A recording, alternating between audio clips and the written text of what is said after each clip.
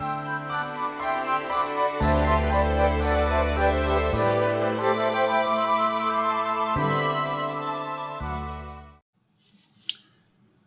up folks, it's a vlog in a bit today. I've got the unboxings on day 3 of the Nightmare Before Christmas Advent Calendar. I've got the unboxing of the Harry Potter day 3 Advent Calendar. I've got the Doggy Advent Calendar because everybody loves seeing our Jess, and I've had some really nice comments about that. A little bit of a talk today about family and also a small business mention. Stay tuned, it's a full vlog coming up. I'm going to do it the right way this time, am I? No, wrong way again. I keep forgetting I'm on reverse. The Advent calendars.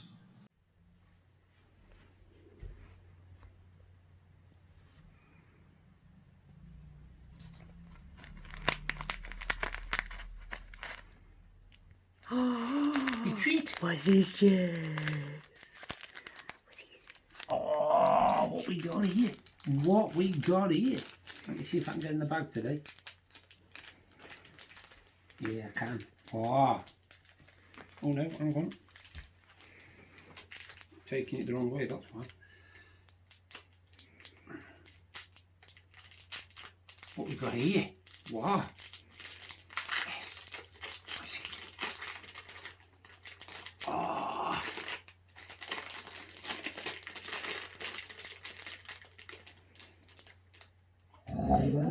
Pardon? I want one. Good girl. Have this one.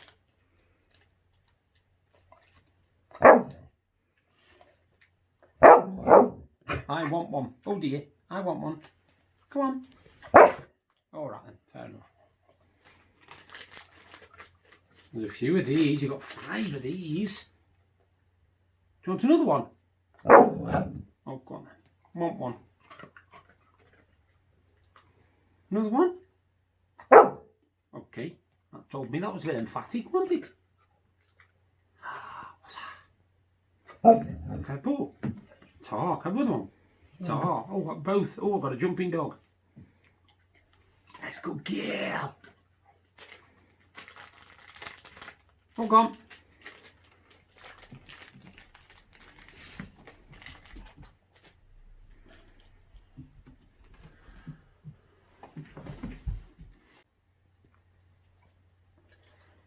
Hey up folks, day 3 of the Nightmare Before Christmas Pocket Pop calendar.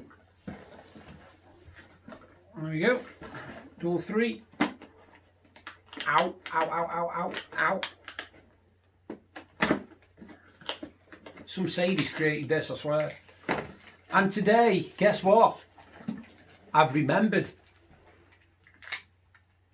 Scissors.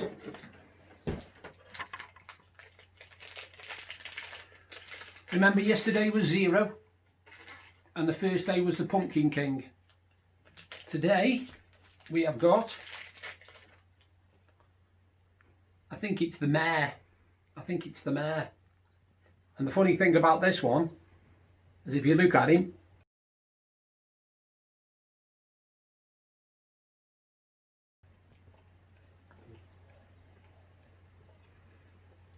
then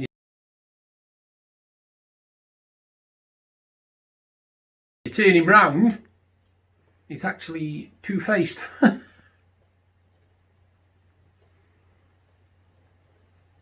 But I've got a feeling he is the mayor of the town. I'm not sure 100%, but there he is. And that's what's in door 3 of the Nightmare Before Christmas Pocket Pop calendar. Hello again folks, day 3 of the Harry Potter Pocket Pop calendar. I'll open it out. There we go. Yesterday it was Ginny Weasley, it was confirmed. I wish they made the doors easier to open though. Deb will have to tell me who this is because I haven't got a clue who this is either. After serious consultation with Deb, she is 90% certain that this is Luna Lovegood.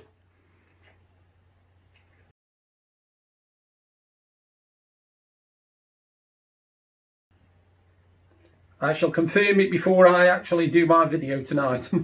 But yeah, we're going for Luna Lovegood on that one. And she's got a nice little back picture there as well, look. Flowers in her hair. So that's day 3 of the Harry Potter Pocket Pop calendar. We think Luna Lovegood.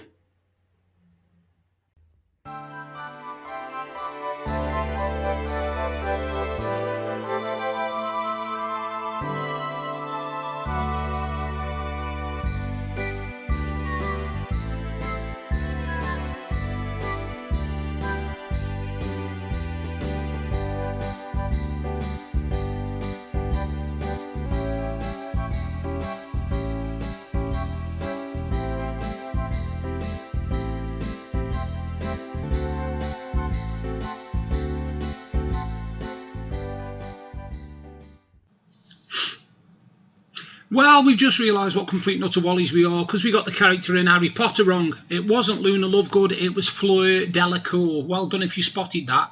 Now, I will just say that even though Deb said it was Luna Lovegood, what you didn't see off camera was she did actually say at first that it was Fleur Delacour, but she changed her mind. So, of course, in the vlog, she said Luna Lovegood.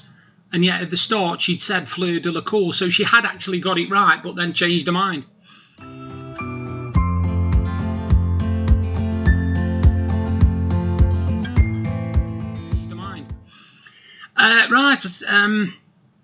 What I'm going to talk about today is family, and the reason I'm going to talk about family is because I don't know why, but I don't think people seem to realise how important family is. I don't know why. I don't know where we've lost this family value thing, because yesterday I spoke about respect, and obviously to do with respect, you respect your family, you respect the members of your family. Now, I used to have 6 uncles and 6 aunties, right, who were obviously my mum's brothers and sisters, and obviously I had some on my dad's side, but I weren't really close with them. But I had six uncles and 6 aunties on my mum's side. Now, me Auntie Margaret and my Uncle Reg have passed away. Me auntie, hang on, let me get this right now. Me Auntie Pauline and my Uncle Tony have passed away. Me Uncle Philip has passed away, and now my mum has passed away. So all I've now got left is 2 aunties and an uncle, and well, if you work it out, I've actually got 3 aunties, 3 uncles, best way to describe it, and another auntie as well, who's the wife of me uncle that passed away. So it's still me auntie, I still class her as me auntie. And so we used to have a really, really big family, and we were all very close. We always used to go to on holiday and day trips, especially to Rhyl. If you're not from the UK, Rhyl is a seaside resort in North Wales. It's a really nice place, very popular, always has been with families, and it's a lovely place to visit. Well, it used to be. I don't know what it's like now. I haven't been for about 20 odd years, but it used to be really nice. Now, what I'm on about family here, what I'm talking about is we take family for granted. We do. I don't care what anybody says. We do take family for granted. And the way what I mean by that is we always assume that no matter how we treat them, they're going to, not going to be bothered. They're not going to be bothered because they're family. So who's going to be bothered if they're treated like rubbish? Now, I will tell you something. All my family have never, ever treated me badly. They haven't. I can't think of any one member of my family who's ever treated me badly. I can't. I must be lucky in that respect.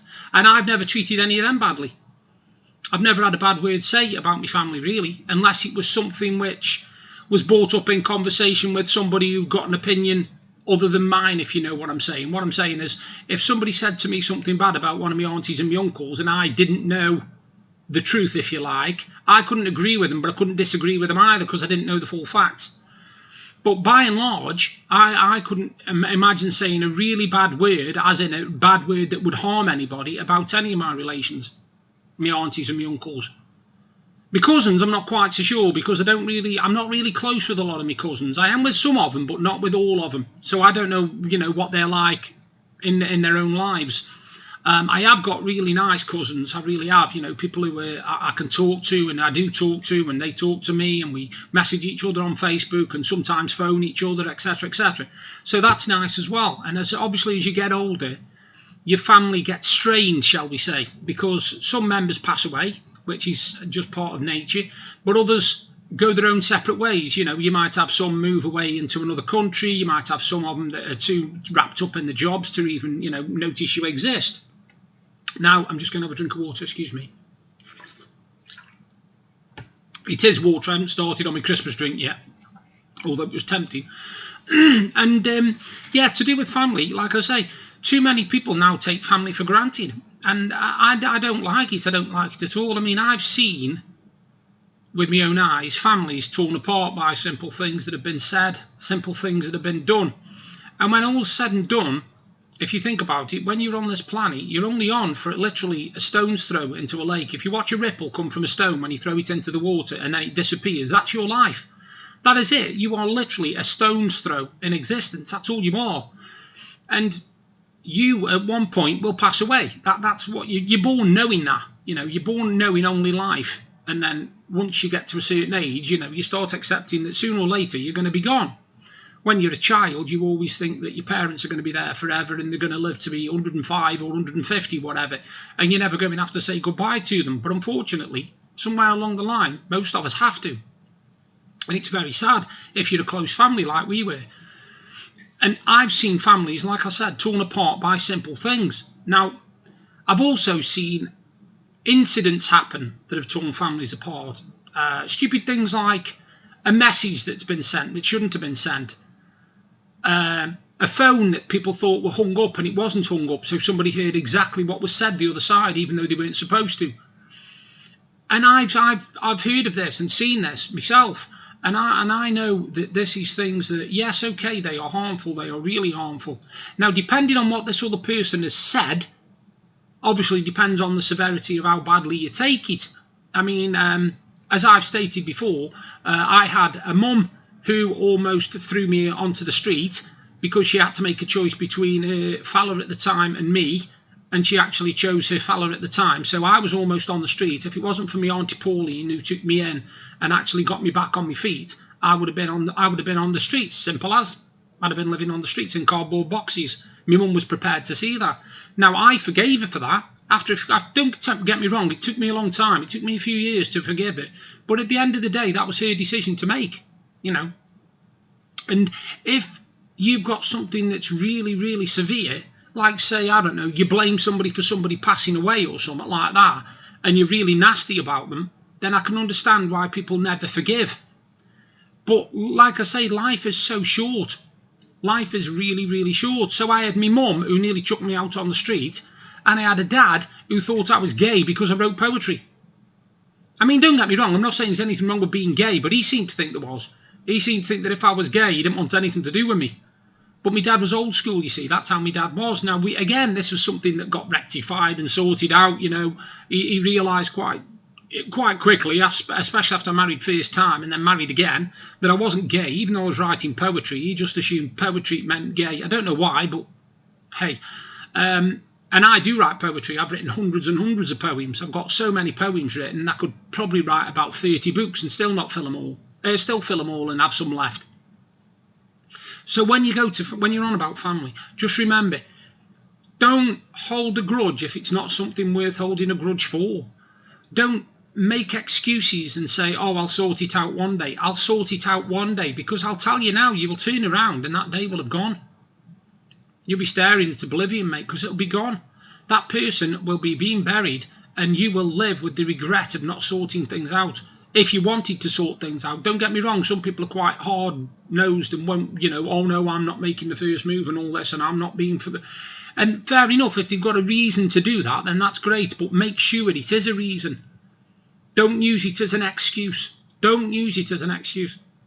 Because people do that. Something will be said by a relative, and somebody will take it to heart, and they will keep it in there for years and years, and it will eat at them for literally 20, 30, 40 years. And when you think about it, words can hurt like anything. Words can hurt more than anything. Knife, gun, you know, grenade, anything. Words can be really vicious and they can hurt. But we all say things in the spur of the moment. We all say things that a few minutes later you think, I can't believe I said that. But too late, you've said it. Now, what happens after that is what's important. Yes, you've said it now, so you can't take it back no matter what you do. You cannot take it back. But you should at least make an effort to say that you didn't really mean it, or that things are said in haste. If you did mean it, fair enough. You know, you might have a grudge with somebody and say something really, really evil that you mean. And fair enough, I don't know your story, your situation, so you know, fair dues if that's your way. But all I'm saying is, I know that families can say some horrible things. They can say some nasty, nasty things. They really can. They can be vicious. They can be vile. They can be evil sometimes. But I learned a long, long, long time ago that life is way too short to hold grudges. It's way too short to hold hate in your body and your heart for somebody. I've never really completely hated anybody. Now, bear in mind, I've been married first. I got married years and years ago, and I got married, and my wife used me as a punch bag. She literally liked thumping the hell out of me, and she used to subject me to physical and mental abuse like you wouldn't believe. And I still don't hate her. I still don't hate her. I can't hate anybody. I don't do hate, to be honest with you. I don't really do hate, because at the end of the day, she made her choices, and I made mine. And now I've been with my wife now for 20 years. I've been with her, and we've been married since 2014. So I know that everything that happened in that previous relationship got me to where I am now. And I would do it all again if I could end up back where I am now with Deb, my wife, like. So, you know, don't think that hate is a way out of a situation, because it isn't. If you've got family, it's important you keep that family, because nobody wants to be alone. I'm sorry, they don't. My one fear, I must admit, that I have got, other than drowning and being buried alive, because them are two of my fears, but my one fear is growing old in an old folks home and having no family whatsoever around. No family, no friends, no nothing. And literally growing old on my own, lonely. That's my one fear. And that's why I tend not I try my hardest not to make enemies. I don't do anything in my life that could class as incitement for people to hate me. I don't think I do anyway. I try not to. You'll always have somebody that takes a bad feeling for you. You know, you'll always have somebody. I've had a few instances, especially online, where people have taken a right dislike to me and given me loads of abuse. And I've just said, well, at the end of the day, I don't need the abuse, I don't need the negativity. So rather than fighting back, I've either blocked them or just not risen to it. Because it's all about that, you see. If you rise to the bait, then people will think, I've got you, I've caught you. And they'll reel you in very, very slowly. They will take pleasure in it. And family can do that. Family can be just as nasty. Family can do exactly that. But if you're lucky enough to have a good family, make sure you keep them, because you can just as easily watch them disappear off into the sunset. You know, I mean, some of my relatives, who I don't even know, on my granddad's side, which is my mum's dad's side, live in Australia, and up until a few years ago I didn't even know they existed. You know, so I've got extended family in Australia related to me. And also me granddad's father was Italian. He was actually from Italy. Have I got that right? Hang on a minute. Have I got that back to front?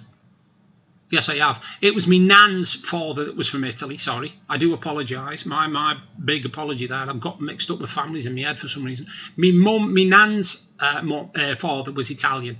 And he did come over from Italy because her name was Rosa Lorento originally. And then she married me granddad, Pinches. And because, obviously, Pinches, she became a Pinches. So the Lorento family disappeared one side of the world, and we disappeared this side. So, but yeah, honestly, family, they're important. I mean, I love my family with all my heart. You know, sometimes they do things which infuriate me and make me angry and make me really, really upset. But it's their life to lead. If they make them mistakes and they want to be like that and they want to be thought of like that, then there's nothing I can do about it. I don't want people going through their life just being nice as pie just so I can, you know, sleep at night.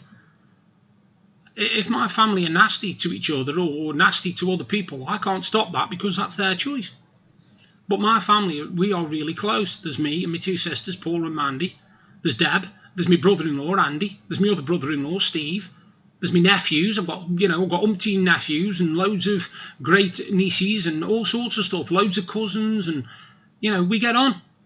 None of us hold a grudge against each other. None of us are angry at each other or don't talk to each other. And that's what I'm saying.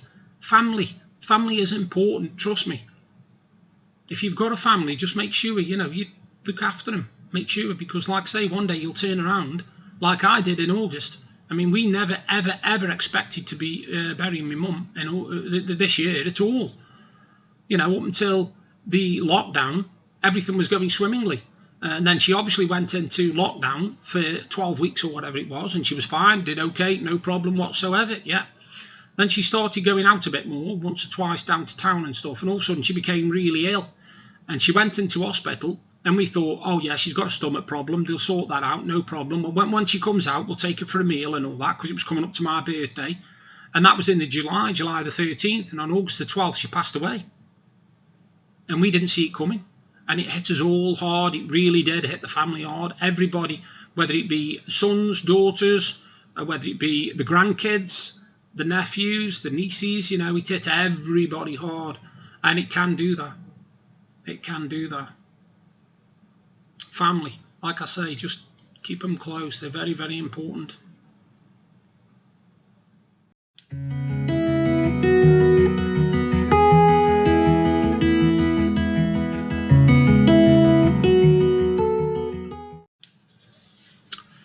Okay, so it's small business promotion time, and today I am actually promoting a business called Potteries Potions. And basically, if you are a Harry Potter fan, you will absolutely love this company. They sell everything to do with the wizarding world you can possibly think of. Now, they're based in Longton in Stoke-on-Trent, and they've not been open that long at all, but already the business is thriving really, really well. So here's just a few pictures of some of the things that they sell coming up. I'll keep talking while I'm showing you the pictures, because I don't like to just leave you with bits of music and show you random pictures. And as you can see, there's a lot of stuff here, and all the contact details are there as well, when you can contact them, when you can't. The full address is there. And like I say, it's everything you can possibly think of to do with Harry Potter and the wizarding world. This is one thing where obviously J.K. Rowling wrote the books, and she opened up a complete world of fantasy to people that they hadn't thought of before. Now, I am a fantasy writer myself, obviously, as people will know, who know me know, and I've written a fantasy novel myself, and a lot of my fantasy novels are very, very similar, to be honest with you. And I've never read the Harry Potter books, but apparently some of the characters in my books are very, very similar to Harry Potter ones, and I didn't know this. But yeah, you can buy anything in there, from the wands, the special wands that they do. They do all sorts of different wands. You can buy the books, the diaries, you can buy all sorts of stuff. And they have such a massive range, and they are so popular. They've had literally, when they opened, they had queues outside going around the corner and going up the street and everything. And there was thousands of people that went just to, see this brand new shop that had opened in Longton. And yeah, if you get a bash and you're really into your Harry Potter, contact them. They sell everything, honestly. They've got the full works. I don't think there's anything Harry Potter they don't sell. They really have got a complete collection. So, like I say, give it a bash. There it is. It's called Potteries Potions, and it's in Longton. And yeah, that's my small business promotion for today. Well, folks, I end on a light note, a really good light note. You remember me telling you about the beep that had driven us nuts since 3 o'clock yesterday morning, every 30 seconds, because the smoke alarm battery was dying. Well, we've had a bit of good news today and a bit of bad news today. Well, the good news is the guy came out, the electrician, and replaced both batteries. So we now have no squeak. The bad news is none of the smoke alarms work, because they were tested today and none of them work. So they've got to be completely replaced with brand new models, because they were installed in 2006. So they're 14 years old, and they do not work at all. The guy tested them with a little smoke machine thing, and none of them went off at all, even though they were fresh, brand new batteries. So it's been a strange day. And the other thing that's happened today is You won't know, but me and Deb are mad on Christmas. We absolutely love Christmas, and normally by now the Christmas tree's up, the decks are up, everything's ready, and we're all sorted, and then we just got wrapped presents, etc. This year, because of everything that's happened and circumstances, we haven't had the same amount of inclination to do things, and we haven't had the same amount of time. We lost our living room for 10 months because of a ceiling collapse, so that ruled out a lot of the time when we would have been able to sort things out. Anyway, we've started today. The lights are up in the front window, which I will show you tomorrow. We have a Christmas tree, which is completely empty of anything because we haven't had time to put the lights on, all the baubles.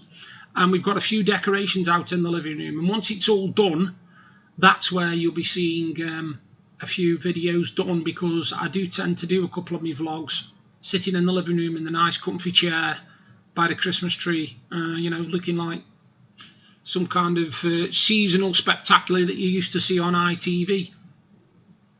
Speaking of that, by the way, I was on the internet the other day and I saw somebody posted a Radio Times cover. I think it was from 1973, and it had a picture on there of 4 gentlemen. One was Eric Morecambe, one was Ernie Wise, one was Tommy Cannon, and one was Bobby Ball. And I looked at this picture and I thought, wow, this is incredible, absolutely incredible. And I'm sorry, I do apologise, because Bobby Ball passed away earlier this year. I've got him on my brain for some reason. It was Eric Morecambe, Ernie Wise, Ronnie Barker and Ronnie Corbett. They were the ones that were actually in the video. I'm sorry, I was completely miles away then, and I apologise for that. But yeah, it was a brilliant cover, and I got to thinking that that's what TV entertainment used to be at Christmas. All the specials. You know, you had your Cannonball, you had Morecambe and Wise, you had your 2 Ronnie's Christmas special, you had 3, 2, 1. You know, all things that made Christmas special. All the quiz shows were on, and all of them were playing for charity, so everybody ended up winning in the end, but you loved it. It was all fantastic entertainment. This was miles before 3 episodes of Coronation Street and 3 episodes of EastEnders and 3 episodes of Emmerdale and 3 episodes. No, there was none of that then. None of that then at all. You had about half an hour of each. That was it. And that's what made Christmas TV, all these specials, all these laughs, because that's what it was all about. It was all about laughter, entertainment, fun, jollity. And now, you know, you get murders on the day, and you know, Coronation Street will have car crashes where somebody's been mangled in in the wreckage and all this. And I'm sorry, but that to me takes away part of the joy of Christmas. I'm a bit of a sentimentalist when it comes to things like that. I don't think Christmas TV should be anything like that. I think it's a time where you should be trying to cheer the nation up, especially after what's happened this year. I don't want to see any more deaths. I don't want to see any more car accidents or plane crashes or murders. I want to see nice, cheerful stuff, because this year has been an absolute horror year for nearly everybody I know, and almost everybody on the planet, I think. So, you know, we could do with a bit of light entertainment, not this stuff what you keep throwing at us. My humble opinion again. Depends what you like, I suppose. Anyway, that's day 3 of Sonofdel's Christmas Vlogmas.